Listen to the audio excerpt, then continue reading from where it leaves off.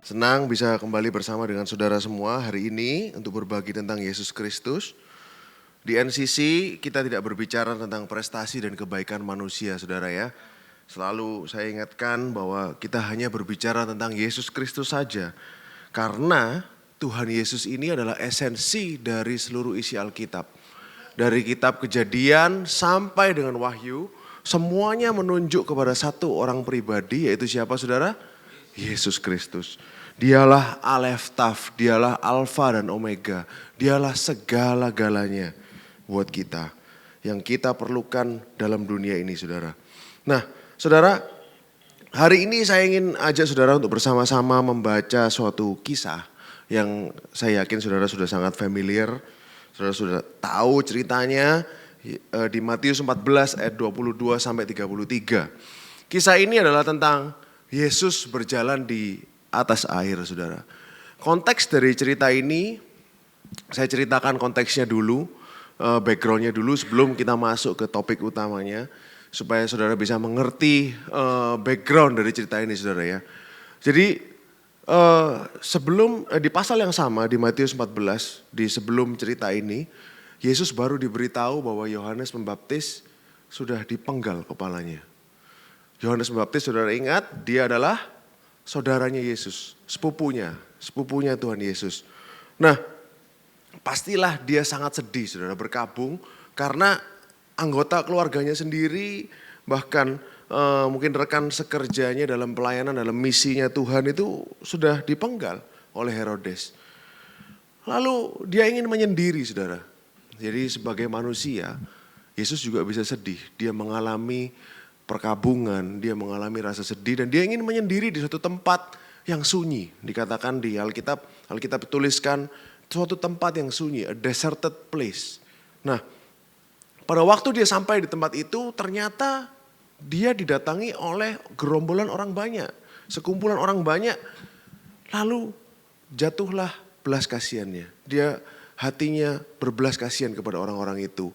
Akhirnya Yesus menyembuhkan mereka, lalu memberi makan mereka dengan 5 roti dan 2 ikan. Saudara ingat peristiwa itu, saudara? Berapa orang yang diberi makan oleh Yesus? 5.000 orang, laki-laki, belum termasuk perempuan dan anak-anak. Nah, inilah background cerita dari peristiwa ini, saudara. Jadi sebelum peristiwa berjalan di atas air ini terjadi, itulah yang terjadi pada waktu itu. Jadi saudara lihat betapa baiknya Tuhan kita. Bahkan dia sendiri yang sedang sedih sebagai manusia, sedang berkabung sebagai manusia. Lihat orang-orang yang butuh dia belas kasihan. Malah dia sembuhkan dulu, dia beri makan dulu buat mereka, saudara. Inilah Tuhan yang saudara dan saya sembah. Dia begitu baik, saudara. Nah, setelah itu dikatakan ini masuk ke ayat 22. Sudah itu Yesus segera memerintahkan murid-muridnya naik ke perahu dan mendahuluinya ke seberang. Sementara itu ia menyuruh orang banyak pulang. 23, dan setelah orang banyak itu disuruhnya pulang, Yesus naik ke atas bukit untuk berdoa seorang diri. Ketika hari sudah malam, ia sendirian di situ. Jadi pada waktu terakhir kita ke Israel, diberitahu bahwa bukit atau gunung ini disebut Gunung Arbel, saudara. Nah, itu memang ada view-nya Danau Galilea dari Mount Arbel itu. Kalau kita lihat di bahasa aslinya, saudara, di Matius 14 ayat 22, boleh dibuka interlinearnya. Saudara akan temukan bahwa sebetulnya kata-kata memerintahkan ini, saudara, kata-kata memerintahkan ini, nah, he compelled, boleh di zoom, and immediately, dan segera sesudah itu, he compelled the disciple to enter the boat. Artinya apa compel, saudara? Kalau yang tanda panah boleh di zoom, di scroll zoom bisa. Nah, kata-kata anak asen ini, saudara, 315 boleh dibuka terjemahannya. Kata-kata ini kalau saudara diterjemahkan dari bahasa Yunaninya, itu terjemahannya adalah force, memaksa. Jadi Yesus bukan cuma memerintahkan kamu pergi naik perahu ke seberang, tetapi dia memaksa murid-muridnya untuk pergi ke seberang. Pertanyaannya, saudara kan sudah paham ceritanya. Ini cerita klasik dari zaman dahulu, pasti sudah ceritakan dari zaman kita sekolah minggu, saudara ya. Jadi pertanyaannya, apakah Yesus tahu bakalan ada badai? Sangat tahu, saudara. Tetapi kenapa dia memaksa? Kenapa dia mengharuskan? Seringkali apa, saudara? Dalam hidup kita, pada saat kita mengalami badai, suatu badai dalam hidup, langsung apa yang kita simpulkan dalam pikiran kita? Salah apa aku? Kesalahan siapa ini? Apa yang saya lakukan salah? Sehingga terjadi masalah, terjadi badai. Belum tentu, saudara. Terlalu cepat untuk menyimpulkan, oh ini karena ini karena ini, karena ini. Karena A, B, C, D. Karena saya salah ini, makanya terjadi masalah. Terlalu cepat, saudara, menyimpulkan. Kita lihat contoh sendiri di Alkitab bahwa kadang-kadang Tuhan memaksa seseorang itu untuk masuk dalam masalah. Yesus memaksa murid-muridnya untuk masuk ke dalam badai itu. Padahal dia sudah tahu ada badai di situ. Kenapa, saudara? Makanya, saudara, dalam hidup ini semakin kita ngerti, semakin kita paham, semakin kita tahu kita nggak tahu, saudara. Nggak ngerti apa maksudnya Tuhan mengizinkan suatu masalah terjadi. Kenapa saya harus melakukan jalan hidup saya seperti ini? Kenapa kok saya dalam posisi seperti ini? Kita nggak ngerti, saudara. Dia yang paham, dia yang tahu. Makanya serahkan hidup kita kepadanya. Karena dia yang paling ngerti, dialah pencipta, saudara. Kalau kita menciptakan misalnya kursi, saudara. Anggaplah kursi ini adalah penemuan baru. Siapa yang paling tahu fungsi dan kegunaan kursi? Yang membuat, yang menciptakan kursi itu, saudara. Nah, begitu juga dengan kita. Tuhan yang menciptakan saudara dan saya, dia yang paling mengerti hidup kita. Kemana kita mau diarahkan, kemana kita dibawa, apa yang harus kita lalui, dia yang paling paham. Amin, saudara. Nah, mari kita lanjut. Lalu dikatakan Yesus berdoa sendirian dan kita lompat ke Markus. Jadi karena cerita ini diceritakan di 3 Injil, Matius, Markus dan Yohanes. Dikatakan ketika ia melihat betapa payahnya mereka mendayung karena angin sakal, maka kira-kira jam 3 malam ia datang kepada mereka berjalan di atas air dan ia hendak melewati mereka. Saudara, yang ingin saya sampaikan kepada saudara, meskipun sudah jauh, Tuhan masih bisa lihat. Itu jam 3 malam dan ada badai, impossible Tuhan dari ketinggian segitu, dia bisa lihat murid-muridnya mendayung dengan payah, saudara. Karena Tuhan ini matanya tidak bisa dibatasi. Tidak ada tempat yang terlalu tersembunyi atau terlalu jauh di mana mata Tuhan tidak bisa melihat. Di mana-mana dia bisa melihat, saudara. Amin. Kita kembali ke Matius 14 ayat 24. Nah, perahu murid-muridnya sudah beberapa mil jauhnya dari pantai dan diombang-ambingkan gelombang karena angin sakal. Boleh dibuka bahasa aslinya? Kalau saudara buka dalam bahasa aslinya, saudara akan temukan beberapa mil ini kata-kata dalam bahasa Ibraninya stadia. Kata yang dipakai untuk stadion. Stadia ini 180 meter dalam bahasa modern hari ini. Dia bilang dalam bahasa aslinya, kalau saudara lihat, many stadia. Jadi sudah beberapa stadia. Jadi dia sudah cukup jauh, saudara. Mungkin bermil-mil bisa jadi. Nah, lalu dikatakan juga perahu mereka tadi apa? Diombang-ambingkan. Kalau saudara lihat, geser kanan bisa? Nah, tos, dalam bahasa Inggrisnya tos, diombang-ambingkan, dilempar ke sana ke sini. Dalam bahasa Ibraninya, dalam bahasa Yunaninya boleh dibuka. Bahasa aslinya apa, saudara? Disiksa. Jadi perahu itu disiksa oleh ombak, diombang-ambingkan kanan kiri. Saudara bayangin, tadi kita lihat Tuhan datang jam berapa? Jam 3 pagi, fourth watch of the night. Jadi memang dia datang di jam 3 pagi itu sudah mau pagi. Jam 3 kan jam 6 matahari sudah terbit, saudara ya. Jadi itu sudah ibaratnya gelap yang paling terakhir sudah mau pagi. Saudara bayangin, mereka mendayung berapa jam, saudara? Dari sore ninggalin Tuhan Yesus, berpisah dengan Tuhan Yesus sampai Jam 3 pagi.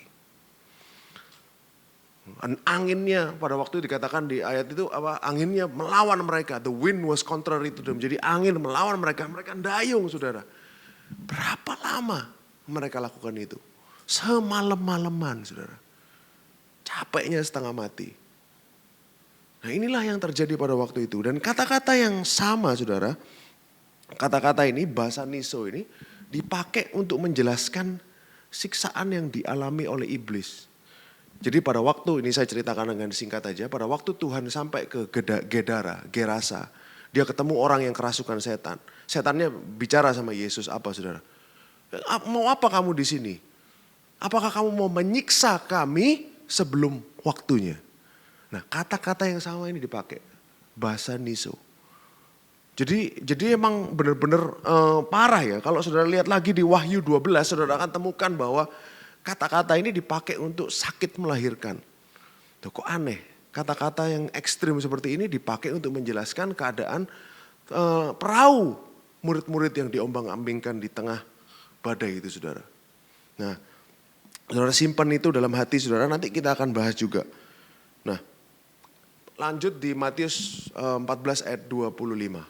Kira-kira jam 3 malam, fourth watch of the night. Jam 3 dini hari saudara ya. Datanglah Yesus kepada mereka berjalan di atas air. Jadi Yesus jalan di atas air kepada murid-muridnya. Menuju kepada murid-muridnya. Saudara kalau saudara ngerti ini. Kita ambil perspektif orang Yahudi. Dari Hebraismnya. Apa sih maksudnya air itu? Jadi kalau saudara baca Alkitab Perjanjian Lama. Jadi mereka bilangnya apa ya? Bodies of water. Jadi air yang besar dan dalam ini artinya apa? Contoh di Kejadian pasal 1 hari ketiga. Apa yang terjadi? Tuhan memisahkan air yang di bawah. Jadi muncullah daratan di mana ada kehidupan. Di situ tanaman mulai tumbuh. Berarti pada saat ada air, apa saudara? Tidak ada kehidupan. Yang kedua, saudara ingat cerita air bah Nuh. Apa yang terjadi saudara? Semua orang di dunia, semua makhluk di bumi mati. Air adalah lambang dari penghukuman. Hanya mereka yang masuk di bahtera Nuh yang selamat. Betul saudara? Saudara lihat peristiwa menyeberang Laut Merah. Orang Israel dibawa Tuhan menyeberang Laut Merah. Lalu apa yang Tuhan pakai untuk menghukum Firaun dan tentaranya? Air dari Laut Merah. Jadi saudara, dari sini saudara dan saya bisa nyimpulkan.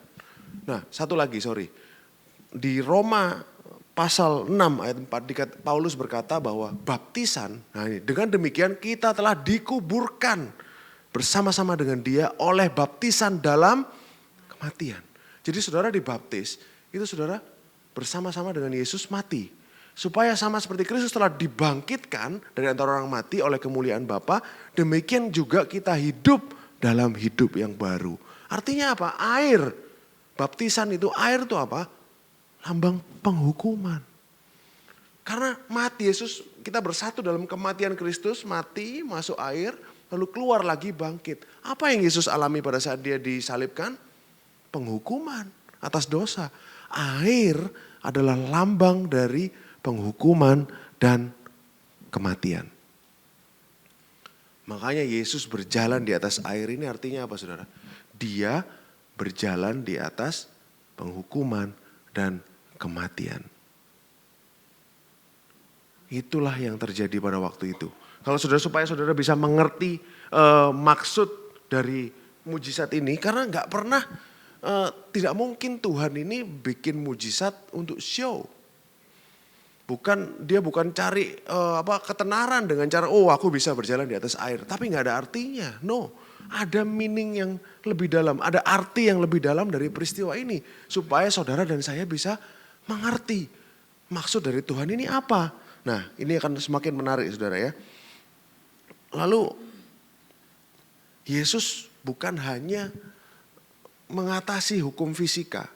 Kita masuk air pasti tenggelam saudara.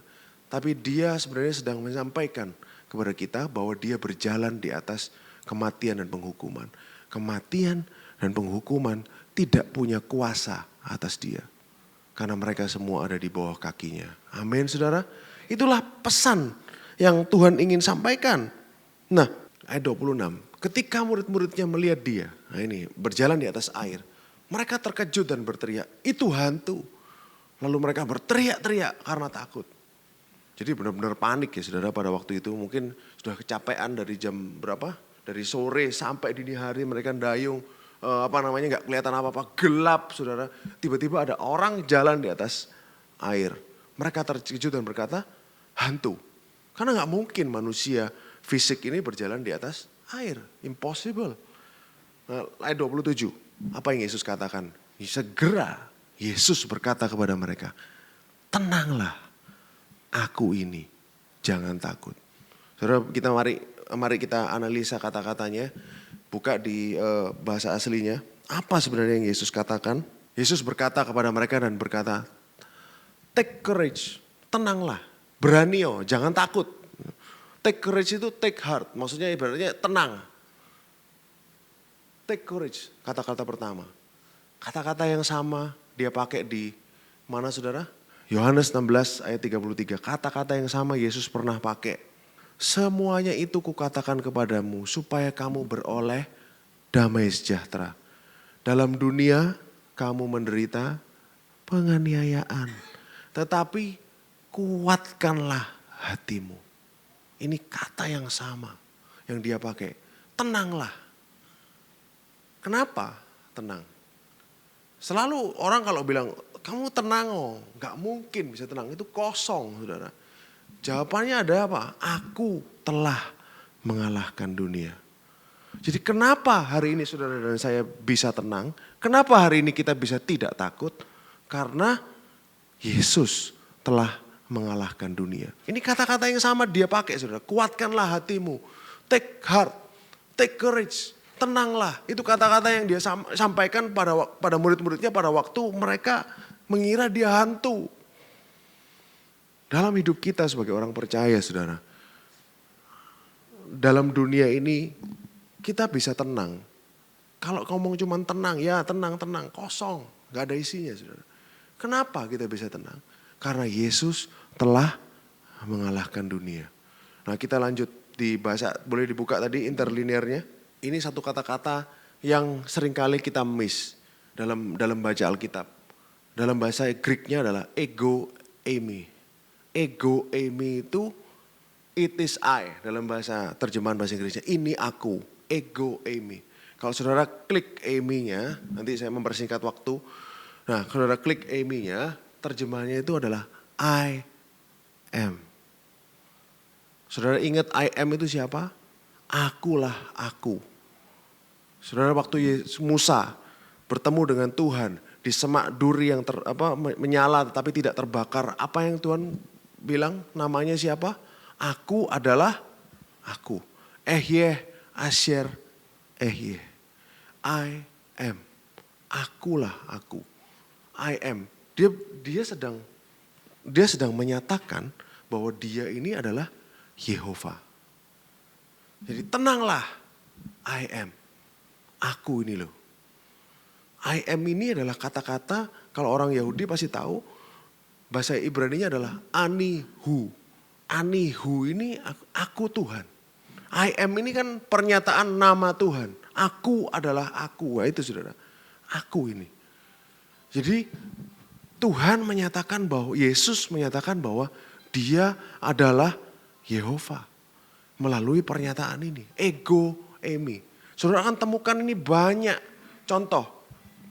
Kalau saudara ingat cerita sebelum Yesus pada waktu itu ngomong di Injil Yohanes, sebelum Abraham ada, aku ada. Itu bahasa Greeknya, bahasa Yunaninya ego eimi. Makanya orang Yahudi marah pada waktu itu sama Yesus pada waktu di Yohanes pasal 8 kalau nggak salah. Pada waktu dia bilang, sebelum Abraham ada, aku ada. Itu sebelum Abraham ada, ego eimi. Berarti kan apa? Dia menyatakan dirinya Tuhan.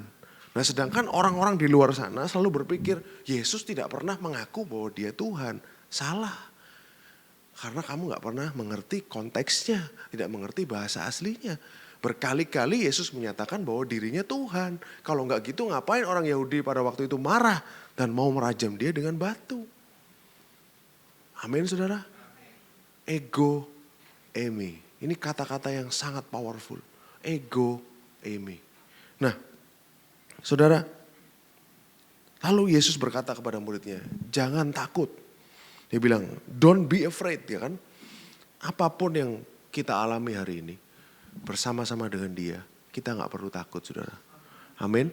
Pada saat Yesus datang ketemu muridnya, dia gak bilang, oh sorry ya, kok aku salah tadi, salah lihat, kamu tak suruh jalan duluan, ternyata ada badai. Maaf ya, aku harus paksa kamu melewati badai. Enggak, Yesus gak ada bilang gitu. No, Yesus gak bilang seperti itu. Pada saat ketemu muridnya dia bilang jangan takut. Kenapa? Karena Tuhan Yesus tahu mereka harus melewati badai ini. Have to. Mereka harus lewat badai ini. Dalam hidup kita juga kadang-kadang seperti itu saudara. Memang kita harus lewat badai ini. Yesus bilang pada murid-muridnya jangan takut. Memang ini yang terbaik. Karena mereka memang harus lewat ini. Kenapa saudara? Karena melalui badai ini, mereka mendapatkan revelation tentang siapa Tuhan. Mereka mendapat pernyataan yang baru tentang siapa Yesus Kristus itu. Kalau enggak gitu mereka enggak akan pernah lihat Tuhan berjalan di atas air. Mereka enggak akan pernah mengerti bahwa air ini, Yesus berjalan di atas air adalah Yesus mengatasi kematian dan penghukuman. Jadi melalui badai kita bisa mengerti Tuhan dari sisi yang berbeda. Makanya kadang-kadang memang badai itu diizinkan Tuhan agar kita mengenal Dia. Amin saudara. Dan Tuhan itu memang tidak enak saudara. Lewat badai siapa yang bilang enak? Murid-murid juga gak enak saudara. Gak ada badai yang enak. Tetapi melalui badai ini, Tuhan memberikan pertumbuhan buat kita. Melalui badai ini, Tuhan tidak akan pernah sia-siakan badai. Dia gak akan pernah, oh itu cuman ya udahlah apesnya dia. Enggak, saudara. Tuhan tidak akan pernah sia-siakan badai. Justru lewat setiap hal yang buruk itu, dia menyatakan dirinya. Bahwa dia adalah Tuhan yang penuh kasih karunia. Tuhan yang penuh dengan belas kasihan. Tuhan yang selalu menolong mereka. Tuhan yang gak pernah tinggalkan mereka. Di saat-saat yang terburuk. Dia adalah Tuhan yang menyelamatkan. Amin saudara. Jadi Tuhan kita ini dia ahli menggunakan sesuatu yang buruk untuk menjadi sesuatu yang baik. Itulah keahliannya dia. Termasuk saudara semua yang sedang mengalami badai hari ini. Tuhan akan menyatakan dirinya lebih lagi lewat badai itu saudara. Karena emang harus dilewati. Nah, dalam badai saudara, apa sih yang terjadi dalam badai ini? Murid-murid, saudara lihat murid-murid deh. Apa yang dialami mereka pada waktu itu? Mereka nggak bisa apa-apa. Saudara kan paham, melalui dalam badai ini, murid-murid pun paham bahwa mereka nggak punya kontrol sedikit pun. Nol kontrolnya. Semua kontrol itu adalah ilusi. Mereka itu mendayung lawan angin. Percuma saudara. Nggak akan ada hasil. Semalam-malaman mereka mendayung lawan angin tanpa hasil. Melalui badai itu, kita diajarkan untuk bergantung sama Dia. Pada saat kita bergantung sama Dia, kita akan paham bahwa damai sejahtera kita bukan berdasarkan situasi, tetapi berdasarkan kehadirannya bersama-sama dengan kita. Amin saudara. Dalam badai itu, saudara kita akan belajar bahwa damai sejahtera kita itu tidak bergantung pada situasi, tetapi bergantung pada Dia yang bersama-sama dengan kita. Banyak yang akan saudara pelajari dalam setiap badai dalam kehidupan. Saya nggak tahu apa yang sedang saudara alami, saya tidak tahu apa yang sedang saudara lewati, keadaan buruk dalam hidup saudara. Saya nggak tahu saudara. Tapi percayalah bahwa melalui badai tersebut, Tuhan akan semakin menguatkan iman saudara. Tuhan akan semakin menunjukkan dirinya buat saudara. Amin saudara. Inilah yang Yesus ajarkan sebetulnya. Kalau saudara lihat di Yohanes pasal, ini kita lihat dari tulisannya Rasul Yohanes.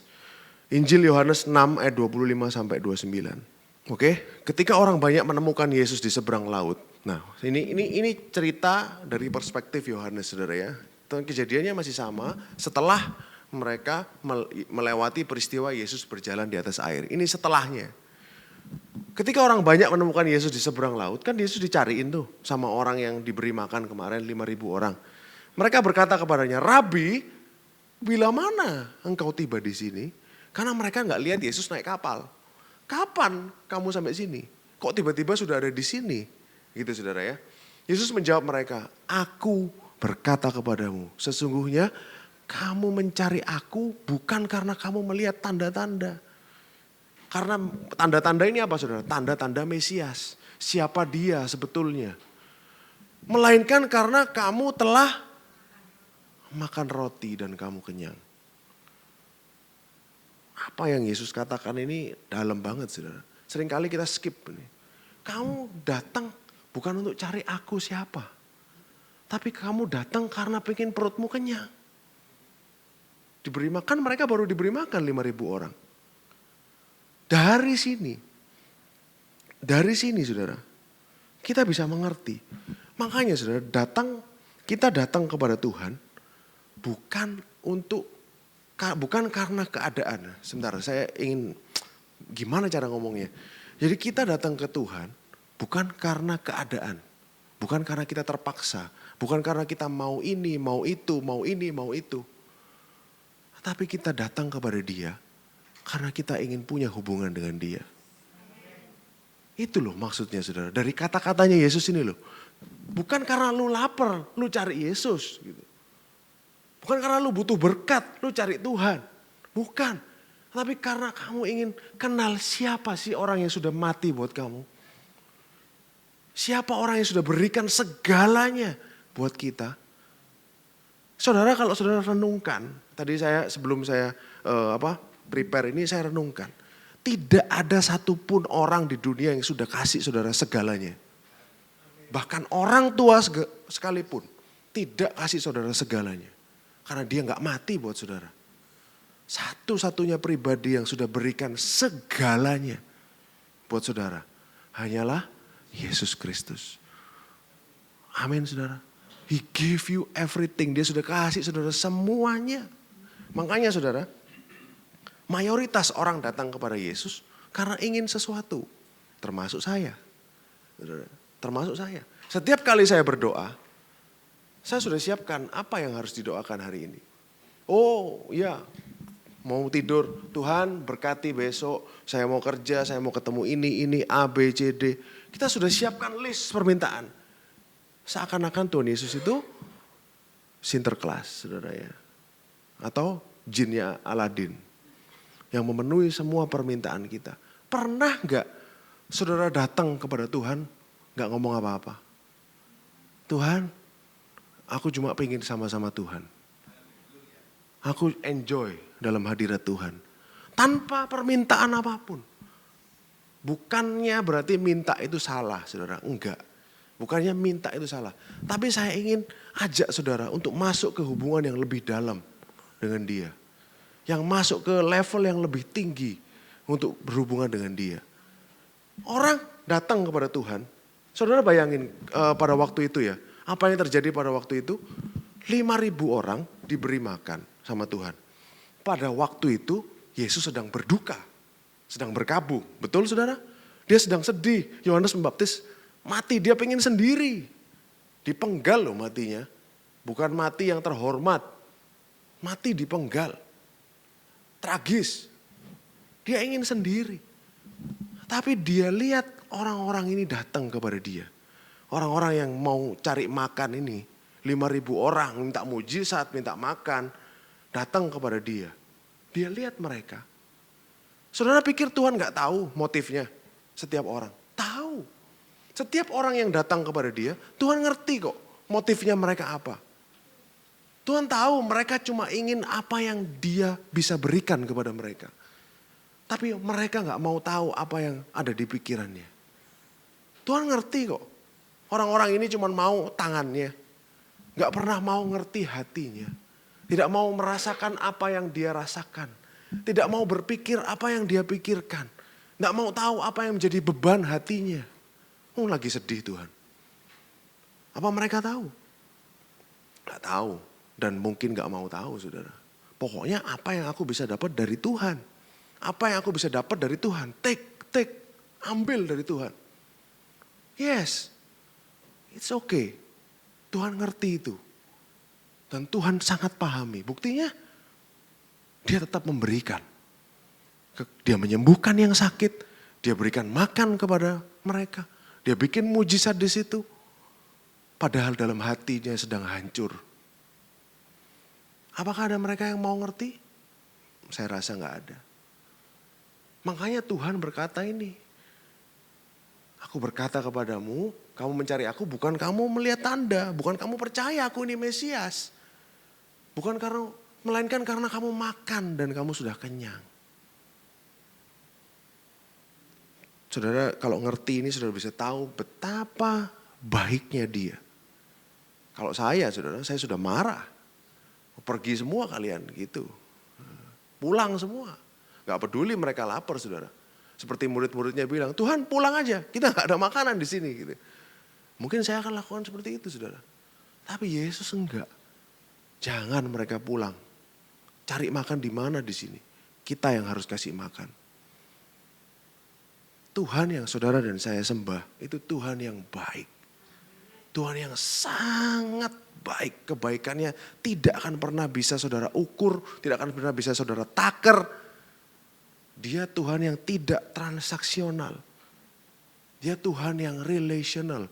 Dia ingin bangun hubungan dengan saudara. Oleh karena itu saudara, di NCC kita mengajarkan Tuhan yang real. Kita kenapa sih kok bicara kasih-kasih terus? Kenapa kok bicara soal cinta, grace, kasih karunia? Bosan bicara yang lain dong. Mungkin saudara pernah terbesit dalam pikiran saudara seperti itu. Tetapi saudara, saya ingin ceritakan buat saudara bahwa kita di NCC ini kita tahu Tuhan yang real itu seperti apa. Pada saat saudara buka Tuhan yang asli, ini loh Tuhan yang asli seperti ini. Semua orang pasti akan mau kenal dia. Siapa sih orang yang sudah kasih nyawanya buat aku? Apa benar Tuhan sebaik itu? Akhirnya saudara akan tertarik untuk berhubungan dengan dia. Karena dia sudah berikan segala sesuatu buat saudara. Oke? Nah, hubungan yang saudara jalin dengan Tuhan ini akan membantu saudara melewati kejadian apapun dalam hidup saudara. Dari hubungan ini yang akan menguatkan saudara, memampukan saudara melewati apapun dalam hidupmu. Karena saudara punya hubungan. Dan itu bukan sebuah transaksi. Bukan sebuah transaksi. Oh ya, lu dapat apa, gua dapat apa. Enggak seperti itu saudara. Dia sudah kasih semuanya buat kita. Itu bukan transaksi. It's a gift. Itu adalah suatu pemberian. Bukan transaksi bisnis. Antara customer dan penjual. Sampai di sini saudara bisa memahami saudara. Makanya sometimes come to God. Datanglah kepada Tuhan. Tidak usah bawa permintaan apa-apa. Itu boleh bawa permintaan saudara. It's okay. Tapi sometimes cuma dengan bersama-sama dengan Tuhan. Saudara bisa dipuaskan. Gak perlu saudara ngomong. Kadang-kadang saudara gak perlu saudara ngomong. Aku butuh ini Tuhan. Aku butuh ini Tuhan. Aku butuh ini Tuhan. Tuhan sudah sediakan semuanya. Buat saudara. Dia yang tidak. He who did not spare his own son. Dia yang tidak menyayangkan anaknya. Masakan dia tidak memberikan yang lain. Bersama-sama dengan anaknya itu. Buat saudara. Kalau anaknya. Anak saudara. Saudara semua punya anak kan? Apakah ada yang rela memberikan anaknya untuk orang lain? Anaknya mati demi orang lain? Saya yakin tidak ada, saudara. Gak mungkin rela. Tapi ini Tuhan rela, saudara. Satu-satunya anak yang paling dia kasih, dia berikan buat kita. Apa gak yang lain juga diberikan buat saudara dan saya? Bersama-sama dengan dia, dengan anaknya. Kuncinya itu, saudara. Oh iya, semuanya dikasih. Tapi kita lupa bahwa semuanya diberikan di dalam Yesus. Tapi itu semua kan minor. Saudara lihat ayatnya, saudara analisa ayatnya, itu kan minor. Yang mayor apa, yang utama apa? Dia yang tidak menyayangkan anaknya. Buat saudara dan saya. Siapa kita, saudara? Kita cuma ciptaan. Debu. Debu. Here today, gone tomorrow. Hari ini ada, besok gak ada. Hari ini ada, besok mati juga bisa. Sangat lemah manusia. Tapi dia berikan anaknya yang tunggal buat saudara dan saya. Amin, saudara. Nah, sampai di sini saya harap saudara semakin mengerti. Kalau ada saudara mungkin yang pernah berpikir, mungkin pernah ada yang ngomong dalam hati, saya nggak tahu, saudara. Kenapa kok orang berkhotbah kasih karunia, tetapi hidupnya tidak dirubahkan? Kenapa saya sudah 10 tahun mengenal kasih karunia, tapi keadaan saya tetap seperti ini? Kenapa kok hidup saya masih susah? Kenapa kok masalah saya belum selesai? Pasti ada yang bertanya seperti itu, saudara. Betul? Saya nggak tahu jawabannya, saudara. Saya tidak punya jawabannya. Dia yang punya jawabannya. Yesus yang punya jawabannya. Yang kita sampaikan, yang kita ajak saudara sekalian adalah untuk punya hubungan dengan dia. Supaya apapun keadaan dalam hidup saudara, mau susah, mau enak, mau apapun, saudara bersama-sama dengan dia. Itu yang paling penting. Saudara akan bisa lewati itu semua bersama-sama dengan Yesus. Karena hubungan itu yang akan membawa saudara melewati semua keadaan dalam hidupmu. Saudara dalam posisi enak, saudara masih punya hubungan itu. Hubungan itu akan jaga saudara. Supaya saudara gak sombong, saudara gak lari sana sini. Hubungan itu yang jaga. Saudara posisi di bawah, sedang gak enak posisinya. Hubungan itu juga yang akan memegang saudara. Kekristenan bukan agama, sekali lagi kita sampaikan di sini. Kekristenan adalah sebuah hubungan. Itulah yang kita ingin ajak saudara. Untuk masuk ke level yang itu. Nah, kita lanjut saudara. Di ayat Matius 14 tadi ya. Kalau ego emi, saudara ya. Kalau saudara ingat peristiwa, kita gak usah buka ayatnya supaya lebih cepat. Kalau saudara ingat peristiwa Yesus mau ditangkap di Taman Getsemani.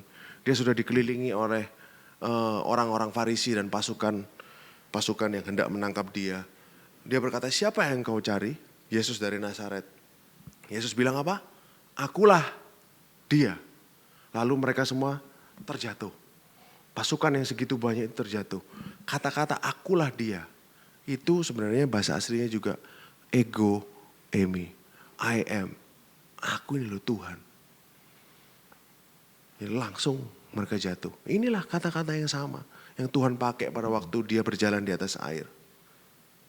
Nah, kita lanjut saudara. Di ayat 28. Lalu Petrus berseru dan menjawab dia. Tuhan, apabila engkau itu, suruhlah aku datang kepadamu dan berjalan di atas air. Ini request yang sangat pintar saudara. Petrus requestnya pintar karena dia ngerti. Dia tunggu perintah. Karena dia tahu kalau Tuhan sudah perintah, pasti aman. Betul saudara? Makanya dia bilang, Tuhan aku mau jalan di atas air. Gak gitu. Dia bilang, Tuhan kalau itu engkau perintahkan. Karena Petrus tahu kalau Tuhan yang merintah, dia pasti bisa. Dia pasti berjalan di atas air.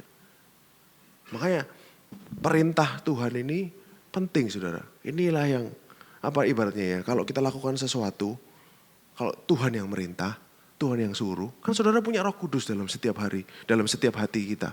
Saudara kan berjalan dengan dia setiap hari. Saudara tahu Saudara disuruh ini, jalan. Itu ikuti saudara. Karena tidak akan pernah gagal. Karena perintahnya ini. Sama seperti Petrus, dia tahu. Perintahkan Tuhan, aku jalan. Pasti aku bisa jalan. Amin. Saudara. Nah, lanjut. Dikatakan seperti ini saudara. Kata Yesus, datanglah. Come. Perintahnya, come. Maka Petrus turun dari perahu dan berjalan di atas air mendapatkan Yesus. Kalau Yesus berjalan di atas air, berjalan di atas kematian dan penghukuman, kita bisa ngerti, dia Tuhan sendiri, dia sempurna, dia tanpa dosa, dia menang atas kematian dan penghukuman. Kematian tidak bisa menguasai dia.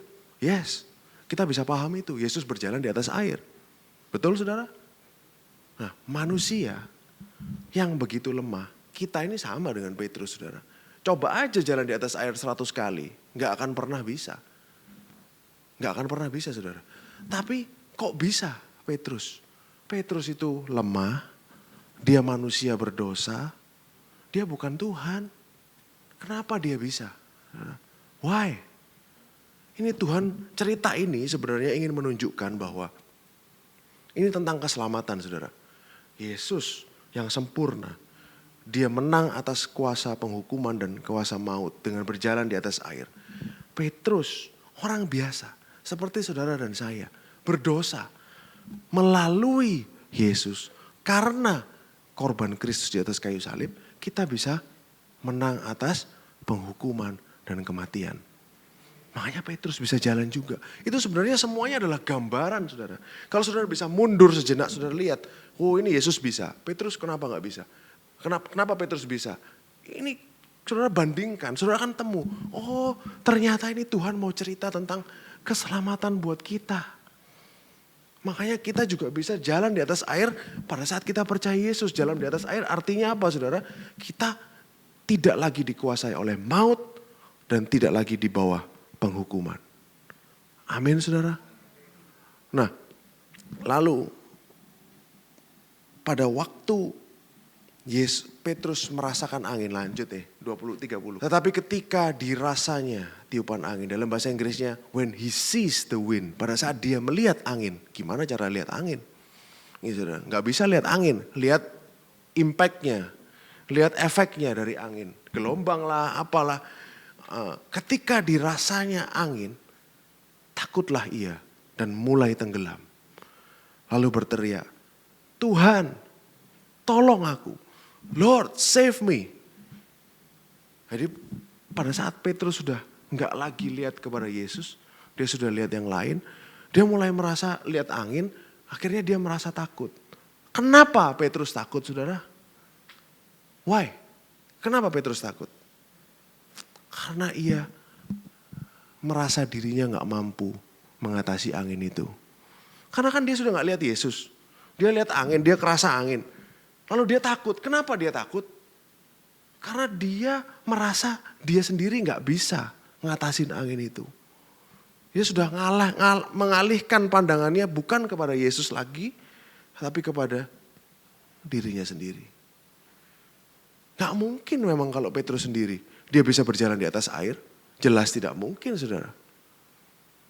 Tapi pada saat dia takut, dia sudah mulai lihat, wah ini bahaya, gak mungkin aku bisa.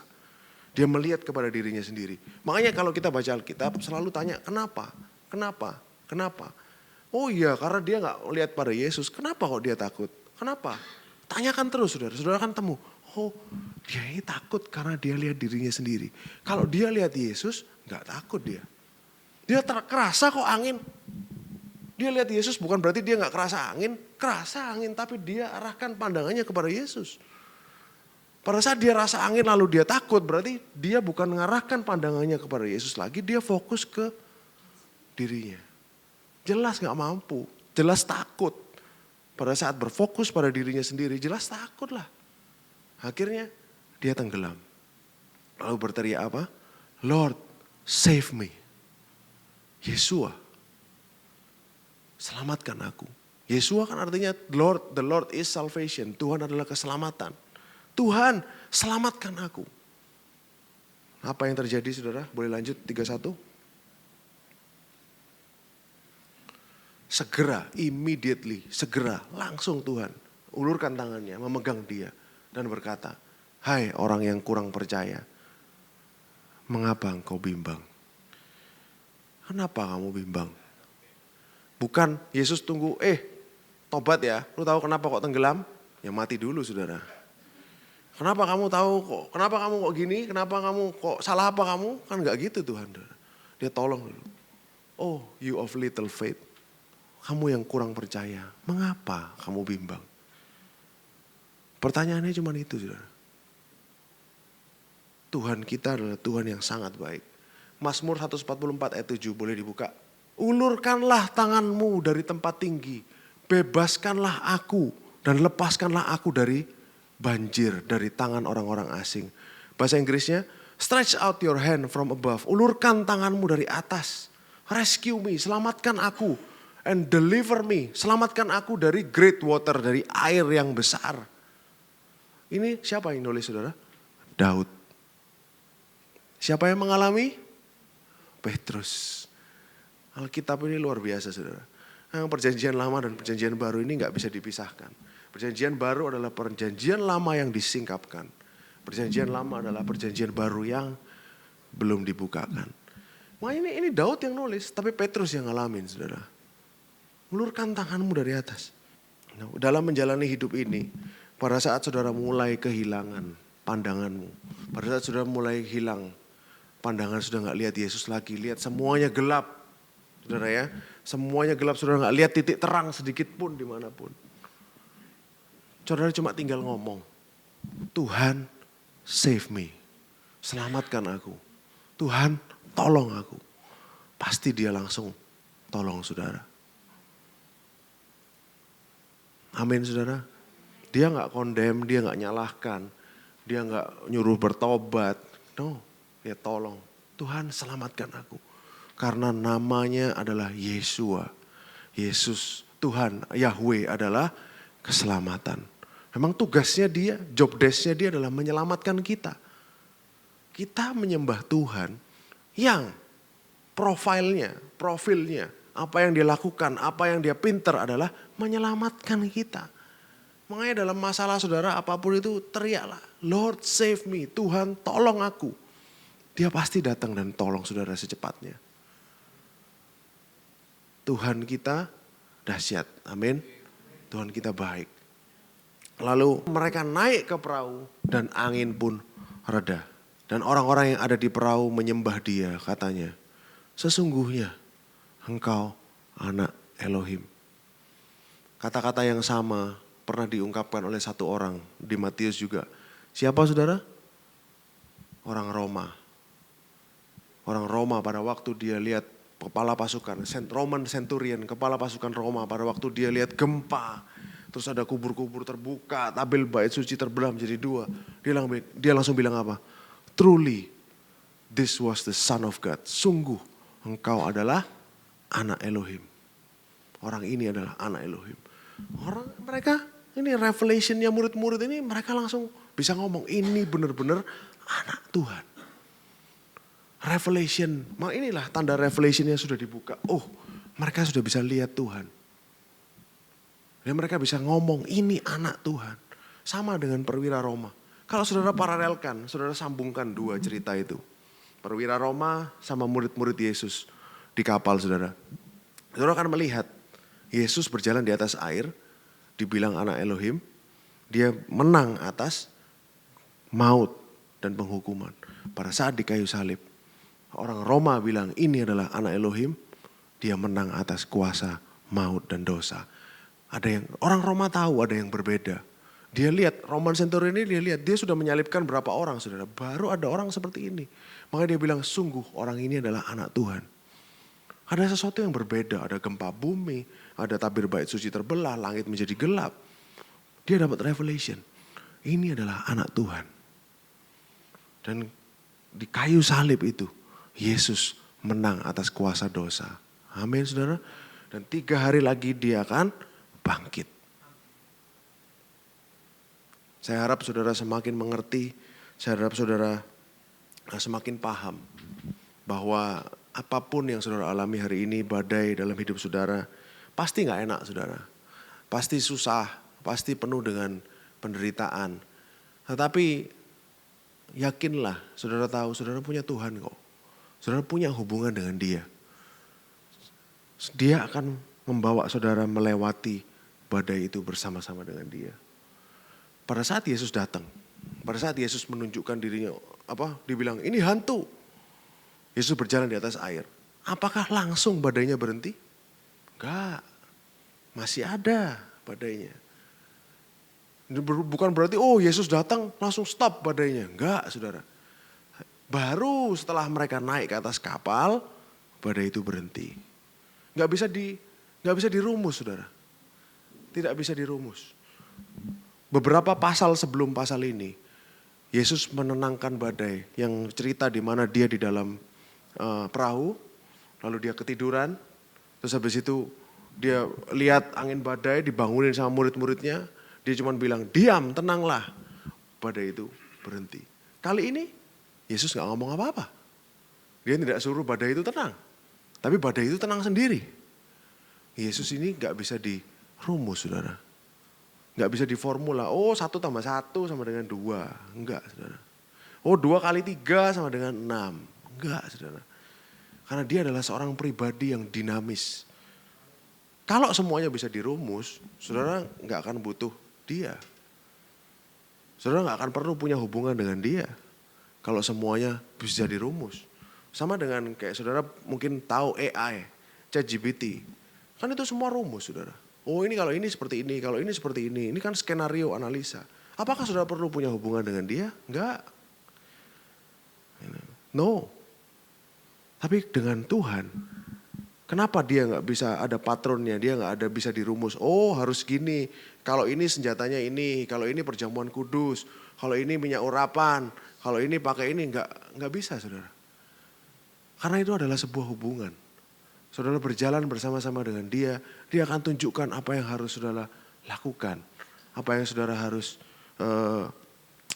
lakukan, apa yang saudara harus, dia akan tenangkan saudara. Dia akan berikan damai sejahtera buat hatimu. Makanya be of good cheer, tenanglah. Jangan takut. I have overcome the world. Aku sudah mengalahkan dunia. Kita punya Tuhan yang sangat-sangat baik. Dan saya ingin ajak saudara untuk semakin hari semakin mengenal dia. Datang kepada dia, bukan saudara punya list permintaan. It's okay, but sometimes datang ke dia cuma untuk menikmati dia. Cuma untuk bersama-sama dengan dia. Tuhan, aku cuma ingin bersama-sama dengan Engkau. Together, alone, bersama-sama dengan dia. Nah, tanpa agenda, tanpa motivasi apapun. Tanpa ingin, besok pekerjaanku diberkati, besok omsetku berapa, anakku harus disembuhkan dan segala macam. No, tidak ada motivasi. Just enjoy bersama-sama dengan dia. Saudara akan mengalami dia dan saudara akan tahu dia sungguh-sungguh sangat baik. Sangat baik. Kebaikannya itu tidak akan pernah saudara bisa ukur. Makanya Rasul Paulus katakan apa? Dia ingin mengetahui, dia berdoa supaya kita mengetahui betapa panjangnya, betapa tingginya, betapa dalamnya, betapa lebarnya kasih Tuhan buat kita. Makanya saya bersyukur di NCC kita selalu dapat revelation yang baru tentang Tuhan. Dapat pewahyuan yang selalu new. Jangan anggap ini remeh saudara. Kalau saudara ngerti, saudara akan tahu bahwa ini Tuhan sedang menyatakan dirinya kepada kita. Dia sedang menyatakan personality-nya, karakternya, apa yang ada di pikirannya, apa yang dia ingin sampaikan kepada kita. Dan ini jauh nilainya lebih daripada berkat apapun yang saudara sedang tunggu. Saudara jalanin aja, nanti itu akan datang sendiri. Akan datang. Saya nggak tahu saudara, kita nggak bisa jamin bahwa semua masalah dalam hidupmu akan selesai pada saat engkau kenal Tuhan. Pada saat engkau kenal kasih karunia. No, kita gak bisa jamin itu. Tapi yang kita tahu, yang kita bisa pegang adalah I am with you. Always to the end of the age. Saudara ingat pada waktu amanat agung. Murid-murid diberikan pergi, beritakan ke Yerusalem, Yudea, Samaria, sampai ke ujung-ujung bumi. Janji terakhirnya dia apa, saudara? I am with you. Aku selalu bersama-sama dengan engkau sampai pada akhir zaman. Janji yang sama Tuhan pernah berikan kepada siapa, saudara? Yakub, Musa, Yosua, Gideon, bangsa Israel. Janji ini sangat luar biasa, saudara. Saudara, Yakub dikasih janji sama Tuhan, aku akan bersama-sama dengan kamu. Aku akan kembalikan kamu ke tanah ini. Musa dijanjikan, aku akan berjalan bersama-sama dengan engkau. Yosua dijanjikan, seperti aku bersama-sama dengan Musa, aku akan bersama-sama dengan engkau. Penyertaannya dia, bersama-sama dengan dia, itu adalah janji yang luar biasa. Kalau dia bersama-sama dengan engkau, tidak ada yang tidak bisa engkau lalui. Semuanya pasti bisa engkau lalui bersama-sama dengan dia. Amin, saudara. Makanya Tuhan lahir di dunia, namanya akan dikasih nama apa? Immanuel. Tuhan serta kita. Orang Israel tahu kok arti penyertaannya. Makanya dia kalau perang selalu bawa tabut. Karena itu lambang dari hadirat Tuhan. Perang bawa tabut, lambang dari hadirat Tuhan. Kalau bawa tabut, mereka yakin mereka menang. Karena itu lambang dari hadirat Tuhan. Dan saudara sudah punya Tuhan di dalam masing-masing saudara. Dia tahu apa yang sedang kau lalui. Dia mengerti setiap air matamu. Dia mengerti setiap keluh kesah saudara. Dia mengerti setiap kesenangan saudara. Apa yang membuat engkau happy, apa yang kau pikirkan dari hati yang terdalam, dia ngerti saudara. Dia paham itu semua. Dan dia masih mau menerima kita. Amin saudara. Kalau kita tahu orang lain berpikirnya bagaimana, mungkin kita gak mau temenan sama orang itu saudara. Tapi Tuhan tahu itu, semua orang yang datang kepada dia pikirannya apa. Maunya cuma mau makan kenyang. Gak mau tahu tentang dia. Gak mau kenal dia. Tapi Tuhan tetap melayani mereka. Itulah Tuhan yang saudara dan saya sembah. Makanya tadi kalau saudara nyanyi, betapa besar kasih pengampunan. Kan itu apa baitnya? Sejauh timur dari barat. Apa sih saudara timur dari barat? Timur dari barat itu adalah pada saat dia di kayu salib. Sejauh timur dari barat. Kan dia nunjuk timur sama barat. Engkau membuang dosaku. Tiada kau ingat lagi pelanggaranku. Karena di kayu salib itu dia betul-betul buang dosa kita. Amin saudara. Mari kita nyanyikan lagu itu sekali lagi.